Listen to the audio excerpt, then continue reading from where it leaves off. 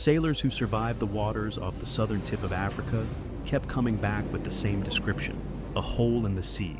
They spoke of the ocean ahead of them, falling away without warning, a trough so deep and so sudden that the surface itself seemed to collapse. And rising out of the far side of that pit, a single wall of water, standing twice as high as anything around it. For generations, those reports were treated as the exaggerations of frightened men. The open ocean, the science of the day insisted, did not build waves like that. Then the instruments caught up with the sailors. The measurements confirmed what the logbooks had claimed all along. The holes were real. The walls of water were real. And they formed again and again off one particular stretch of coast. The stretch the maps call the Cape of Good Hope. It is a hopeful name. It was chosen to be, but it sits on top of one of the most dangerous meeting points of wind current and water anywhere on the planet, a place that has been swallowing ships and the men aboard them for more than 500 years. Not with storms that grind on for days, often with a single wave and no warning at all. This is the story of how that name came to be, why these waters kill the way they do, and why 5 centuries later, the world has been forced to sail back into them in numbers not seen in living memory. The name was a decision, and it was made in the year 1488. At that time, no European ship had ever rounded the bottom of Africa. The charts simply ended. Beyond the known coast lay rumor and open water that few had returned from. Portugal wanted a sea route to the wealth of India, one that did not pass through hostile territory, and for decades its captains had crept a little farther down the African coast each year before turning back. Then a navigator named Bartolomeu Dias pushed farther than anyone before him. A storm seized his small fleet and drove it south out of sight of land for days. When the wind eased and he turned back toward the coast, he understood what had happened. He had already passed the tip of the continent without ever seeing it. The land now bent away to the northeast. The route to India was open. On the return voyage, he finally saw the great rocky headland his ships had been blown around, and he named it for what he had just endured: Cabo das Tormentas, the Cape of Storms. It was not poetry. It was a warning set down by the first man to survive the place. But the warning was bad for business. When Dias brought his charts home, the King of Portugal, John II, understood exactly what the discovery was worth. A sea route to the east meant spices, silk, and staggering wealth, and he had no intention of advertising it with a name that frightened every investor and every crew. So the king struck out the honest name and replaced it with a hopeful one: Cabo da Boa Esperança, the Cape of Good Hope, hope of reaching India, hope of fortune. A decision made in a counting house printed onto the map of the world. The hopeful name is still there today. But the sea kept the sailor's version, and the man who wrote that sailor's version had not seen the last of these waters, nor had they seen the last of him. A name cannot make a coastline deadly. Something in the water does, and here that something is the product of 2 oceans colliding. There is a common belief that needs correcting first. The Cape of Good Hope is not the southernmost point of Africa. It only looks as though it should be. The true bottom of the continent lies more than 150 kilometers to the east, at a lower, lonelier headland called Cape Agulhas. For centuries, sailors treated the Cape of Good Hope as the great turning point of the voyage regardless, because it is here at this dramatic wall of rock at the end of the Cape Peninsula that the character of the sea changes entirely. This is a meeting place, a collision between 2 of the ocean's great systems. Down the western side of southern Africa runs a cold current called the Benguela, rising up from the frigid southern ocean. It chills the coast, feeds the fog, and keeps the western waters cold and gray. Down the eastern side runs its opposite, a warm, fast, powerful river of water called the Agulhas Current, sweeping down from the tropics toward the pole. Cold water on one side, warm water on the other. The 2 meet and fight around the tip of the continent. The winds add their weight. In winter, gales drive in from the northwest and batter the coast. In summer, a fierce southeasterly, the local people call the Cape Doctor, scours the peninsula. This is a place where the weather rarely sits still, and the water is never truly at rest. But wind and cold water alone do not break great steel ships in a single blow.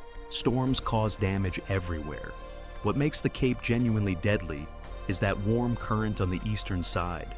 The Agulhas is the loaded weapon. The swell rolling up from the Southern Ocean is the trigger, Together, they build a wave that should not exist. The Agulhas current runs like a highway of warm water, one of the fastest and strongest currents anywhere on Earth, racing to the southwest down the coast, hugging the edge of the continental shelf. Far to the south, a storm in the Southern Ocean generates a train of long, powerful swells. Those swells travel north for days until they reach the coast of southern Africa. And there they run head-on into the Agulhas current, charging in the opposite direction. This is the moment everything changes. When a wave runs against a strong current, it cannot simply pass through. The opposing flow squeezes it. The wave slows, but the energy inside it has nowhere to go. So the wave stands up shorter from front to back, taller from bottom to top, steepening into something far more dangerous than it was in open water. When dozens of these steepened waves crowd into the same narrow band of current, their energy can combine. Several waves effectively stack into one. What rises out of the sea is a rogue wave, a single wall of water, able to stand twice as tall as everything around it, reaching heights of up to 30 meters. And the wall is not even the deadliest part. Ahead of a rogue wave, there is often a trough, the hole in the sea from the sailors' reports. The water in front of the monster is drawn away, leaving a deep pit exactly where a ship is about to travel. From the bridge, the ocean ahead appears to fall into nothing. The bow drops into the hole, pitching downward, and in that instant, the ship is aimed directly into the base of the oncoming wall at the worst possible angle, with no time and no room to recover. For generations, sailors who described this were not believed.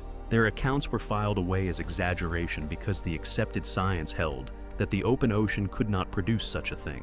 It was only when modern instruments began recording these waves and when modern tankers began breaking apart that the reports were accepted as fact. Off this one cape, the sea can reach up and erase a ship the size of a small town. Not with a storm, with a single wave. None of this stopped the ships from coming. For most of history, they had no choice.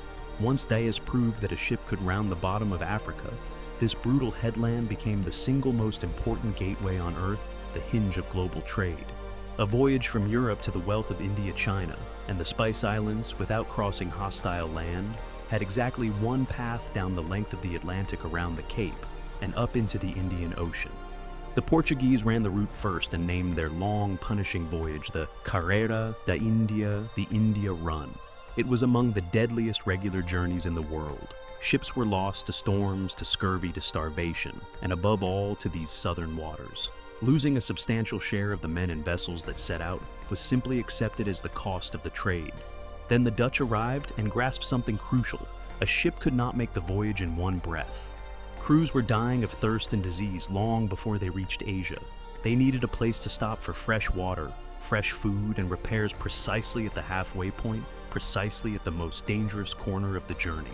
So, in 1652, the Dutch East India Company established a settlement in the shadow of the Cape, a refreshment station built for a single purpose: to keep the ships and the sailors alive long enough to get around this deadly corner. That small supply post grew over the centuries into the modern city of Cape Town.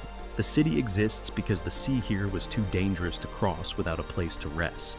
For 200 years, nearly every ship trading between Europe and the East passed this point. Fortunes rode on it, empires were built on it, and the Cape collected its toll from all of them without favor, without mercy, and often without leaving anything behind to bury. The toll began with the man who found the place. Bartolomeo Dias discovered this cape. He named it the Cape of Storms. He survived it once. 12 years later, in the year 1500, he sailed for it again, this time as part of a large fleet bound for India. Off the very headland he had discovered, the very waters he had warned the world about, a violent storm rose. According to the accounts of the voyage, 4 ships of that fleet were swallowed by the sea. One of them carried Bartolomeo Dias. The man who gave the Cape of Storms its honest name was killed by the storms that named it at the exact place he had rounded 12 years before. The ocean, it seems, does not forget. Dias was only the first of countless names. The Cape did not even require the open sea to kill. Table Bay, the sheltered anchorage beside Cape Town, the safe harbor where ships came to rest, became a trap again and again. When the great northwesterly gales of winter arrived, they could drive whole clusters of anchored ships onto the rocks in a single night. Records from the anchorage tell of storms that wrecked vessel after vessel in what was meant to be the calmest water for thousands of kilometers. Even at anchor, even in port, the Cape was never truly safe. And then there are the ships that simply vanished. In the year 1909, a large modern passenger steamer named the Waratah left the port of Durban, bound for Cape Town, carrying 211 people. She was a grand ship comfortable enough that people later called her the Titanic of the South. She steamed off into the waters where the Agulhas current runs, and then she was gone. No wreckage came ashore, no lifeboats, no bodies, no confirmed distress signal. 211 people and a ship longer than a city block erased from the ocean without a trace. Search after search turned up nothing. To this day, the wreck of the Waratah has never been located, and no official cause has ever been established.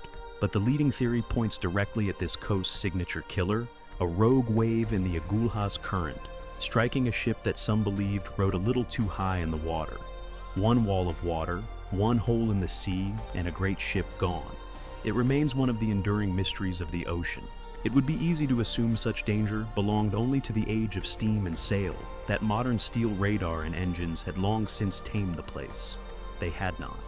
In the year 1968, a large oil tanker named the World Glory was rounding the South African coast. This was no fragile wooden ship, but a modern giant built to carry vast quantities of oil across the world's oceans. In heavy seas, according to the accounts of the disaster, a single enormous wave lifted the tanker at its center and dropped it, and the great steel hull broke clean in two. Most of her crew died. A ship built to survive the modern ocean snapped like a stick off the same cape that had taken Dias almost 5 centuries earlier. Different eras, different technology, the same water, the same result. It is no accident that this cape produced the world's most famous ghost story. For centuries, sailors told a legend about these waters, the story of a ship called the Flying Dutchman. As the tale goes, her captain, caught in a savage storm while trying to round the Cape of Good Hope, swore a reckless oath that he would beat his way around the headland if it took him until the end of time. The sea took him at his word. The ship was cursed, condemned to sail these waters forever, always fighting to round the Cape, never permitted to reach port, never permitted to rest. To see her on the worst nights was said to be an omen of doom. This is a legend, not a record. There is no wreck to find, no crew list to trace. But it is worth asking why this story of all the world's oceans fixed itself to this one cape. Legends grow where fear is real. Sailors did not invent a doomed, storm-bound ghost ship for calm and gentle waters. They invented it here for a place that swallowed real ships whole and gave nothing back. The Flying Dutchman is a ghost story, but it is haunting the right stretch of sea. By every logic, the story of the Cape of Good Hope should have ended there as a chapter of history. A single narrow ditch of water cut through the desert far to the north should have ended this deadly road forever, just as the Panama Canal ended the reign of Cape Horn. That was the plan. Reality had other ideas. In the year 1869, the Suez Canal opened. Ships sailing between Europe and Asia no longer had to travel all the way down and around Africa.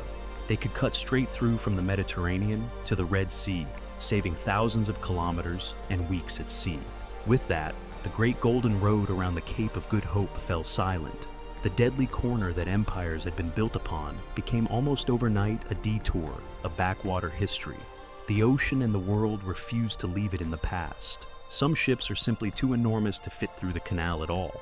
The largest bulk carriers on Earth are so vast, they cannot make the passage north. An entire class of these giants is known to the shipping world as Cape-size vessels, and the name says everything. They are named for the fact that they are too large for the canals, and so must go the old way around the Cape, straight back into the rogue wave waters that have been killing ships since Dias.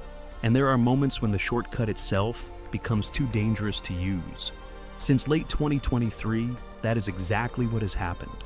Armed attacks on shipping in the Red Sea, nearly 200 missile and drone strikes on commercial vessels made the route through the Suez Canal too dangerous for much of the world's trade. So, the great shipping companies did the only thing they could. They turned their fleets around and sent them back down the length of Africa, back around the Cape of Good Hope, adding thousands of kilometers and up to 2 weeks to every voyage. The scale of the shift is remarkable. By 2026, the volume of shipping rounding the Cape of Good Hope had climbed to a record reaching around 24 million deadweight tons of traffic, while traffic through the Red Sea corridor into the Suez Canal had collapsed by more than 70%. Commercial traffic around Africa had more than tripled since 2023. A route the world had spent 150 years abandoning had become in a single decade one of the busiest on Earth. The danger then is not confined to history. Every one of those thousands of additional ships, many carrying oil gas and the goods that fill the world's shelves, is being funneled through the same narrow band of warm current and opposing swell that has been building monster waves for 5 centuries. The Cape did not grow safer. The world simply returned to it. This is the strange contradiction at the heart of the Cape of Good Hope. The very forces that make it so deadly also make it one of the most extraordinarily alive places in the entire ocean. That cold Benguela current on the western side does something beyond chilling the coast. As it flows, it drags deep nutrient-rich water up toward the surface, a process that turns these cold gray waters into a feast. Tiny plants bloom in enormous numbers. They feed vast clouds of small fish. And those fish feed almost everything else.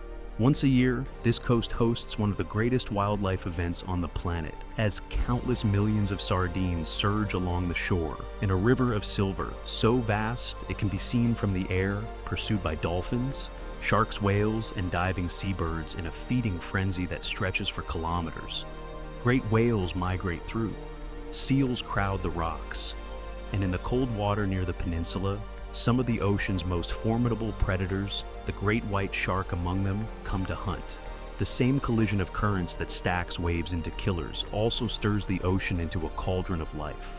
Death and abundance driven by a single engine. That is the truth of the place. It does not offer one without the other. It comes back to the name.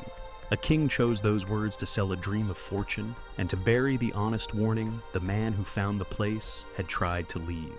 Cape of Storms, Bartolomeo Diaz had called it. And the sea proved him right first by killing him at the very spot he discovered, and then by taking ship after ship, century after century, from wooden sailing vessels to steel tankers longer than a city block. The rock still stands at the edge of the continent, where cold water meets warm, and the swells of the Southern Ocean arrive to collect their toll. The maps still call it hopeful. The ocean still calls it something else. And somewhere off that headland tonight, there is a ship one of thousands rerouted back onto the old deadly road, its lights moving steadily across a sea that looks for now almost calm. Its crew watch instruments that show nothing unusual, trusting as sailors always have that the water ahead is exactly what it appears to be.